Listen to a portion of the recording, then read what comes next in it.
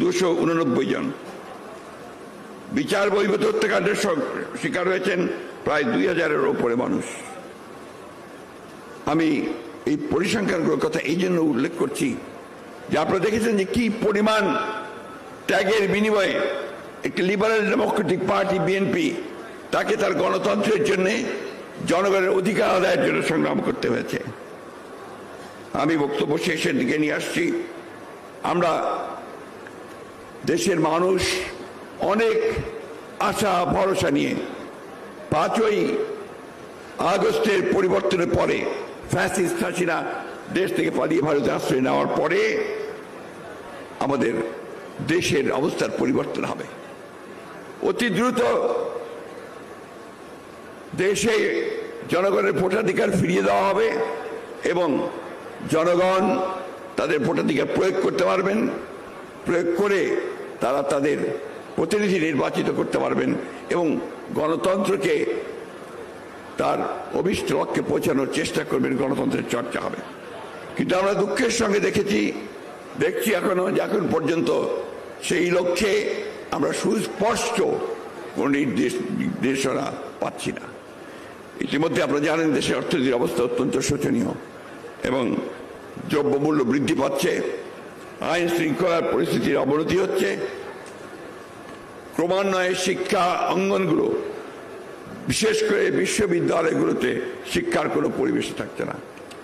আর মারাত্মকভাবে আমরা দেখছি যে এই ভূখণ্ডের বিশেষ করে অবিভক্ত বাংলার যে সমস্ত বরেণ্য বিজ্ঞানী সাহিত্যিক যারা আমাদের এই ভূখণ্ডে অর্থাৎ পূর্ব বাংলার ভূখণ্ডে পূর্ব বাংলাদেশে যাদের জন্ম হয়েছিল তাদের নামগুলোকে বাদ দিয়ে এখন কোন কোন বিশ্ববিদ্যালয়ে প্রতিষ্ঠানগুলোর নামকরণ করার চেষ্টা করছে।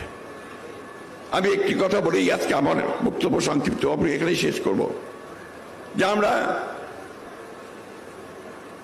ফ্যাসিবাদকে তাড়িয়েছি, শেখ হাসিনাকে তাড়িয়েছি।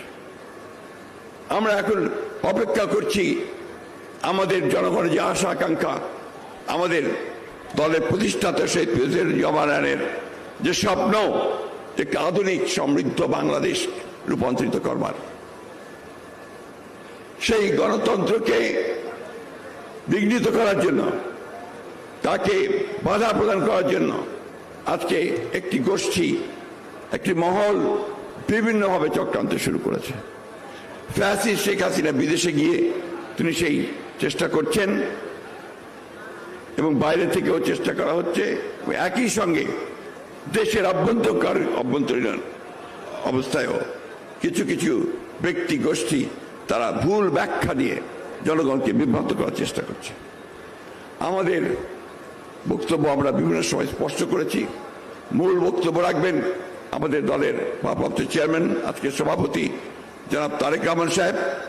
আমি শুধু এইটুকু বলতে চাই যে আমরা অনেক ত্যাগ স্বীকার করেছি, আমাদের ইতিমধ্যে অনেক মানুষ চলে গেছেন, আমাদের ভবিষ্যৎ অনিশ্চিত হয়ে আছে, আমাদের অনেক যুবক ছেলেরা তারা চাকরি পায়নি, আমাদের অনেক নেতা কর্মী তারা পালিয়ে ঢাকায় এসে রিক্সা পর্যন্ত চালিয়েছেন। সেই অবস্থায় আমাদের যে লড়াইটা আমরা করেছি 15 বছর, সেই লড়াইকে বাস্তবে রূপ দিতে হলে, তার পরিণতিকে আনতে হলে আমাদের আজকে ধৈর্য ধরে অপেক্ষা করতে হবে। আমরা নিশ্চয়ই এমন কিছু কাজ করব না যা আমাদের দলের সুনামকে ক্ষুণ্ণ করবে এবং আমাদের যাত্রাকে ব্যাহত করবে। আমি দৃঢ়ভাবে বিশ্বাস করি যে বাংলাদেশ জাতীয়বাদী দল সব সময় পরিবর্তন এনেছে, পরিবর্তন নিয়ে এসেছিলেন।